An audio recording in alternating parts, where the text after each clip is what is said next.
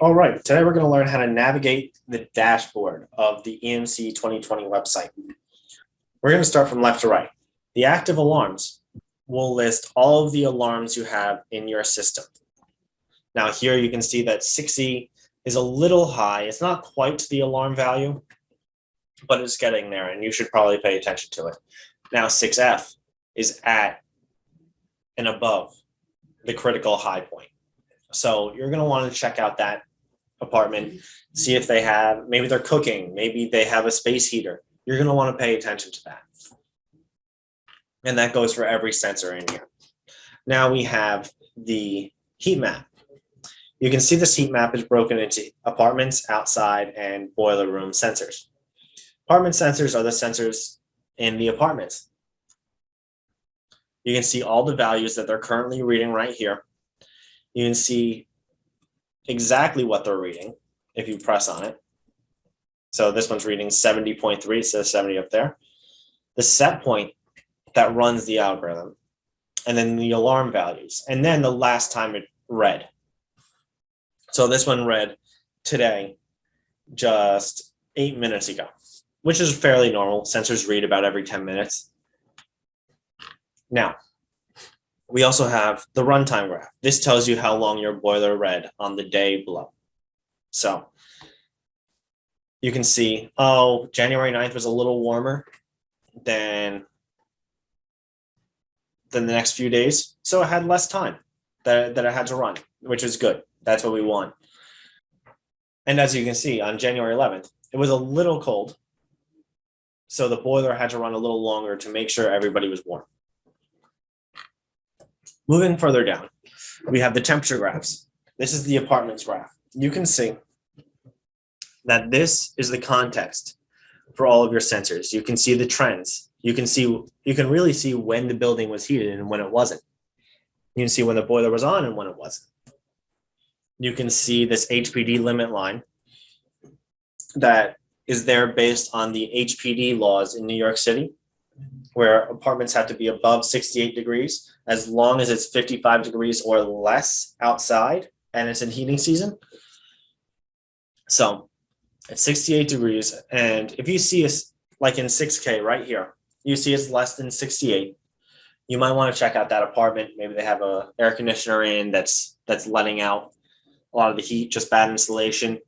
This will really help you find inefficiencies in your boiler system. Now, just right here, you see the outside temperature. That's just there for reference. You don't need to know the outside temperature really, as long as you just really need to know whether it's above or below 55 degrees. Now, the boiler room. Boiler room gets a little complicated. So,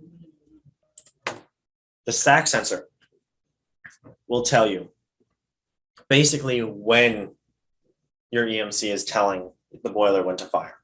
You can see this happens to line up very well with down here because that's when the boiler fired. The stack sensor goes up, your boiler is firing.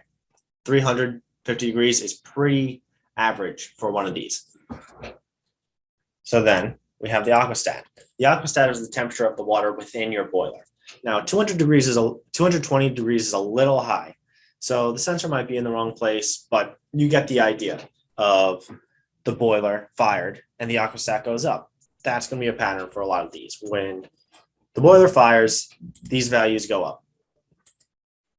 Now the CHW. CHW, very similar to the Aquastack, goes up when the boiler fires. It's just a reference for you to know. It doesn't control anything when the CHW is going up and down. The Aquastack does control the boiler. If it goes too low, it'll fire, like right here. Dip below 180 degrees, which is the set point, and our algorithms told the boiler to fire and jump back up.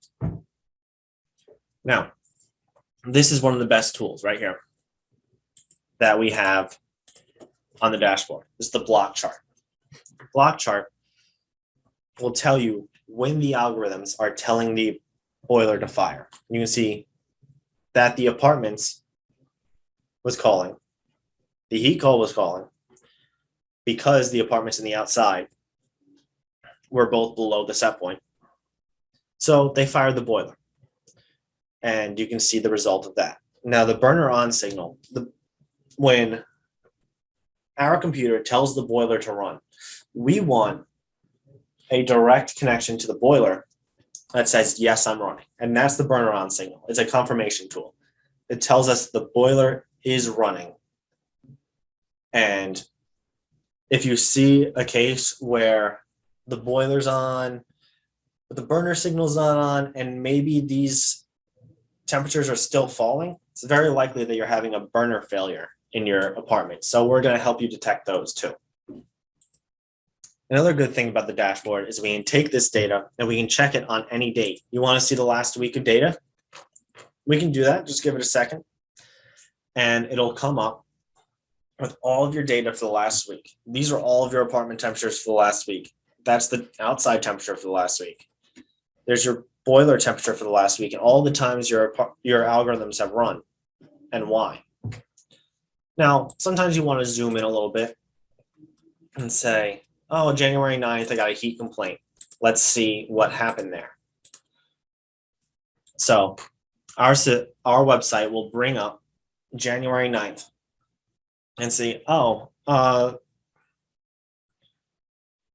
Mrs. Johnson in 6K had a heat complaint. And I guess she was right. We should check out that. We should check that out to make sure this doesn't happen again.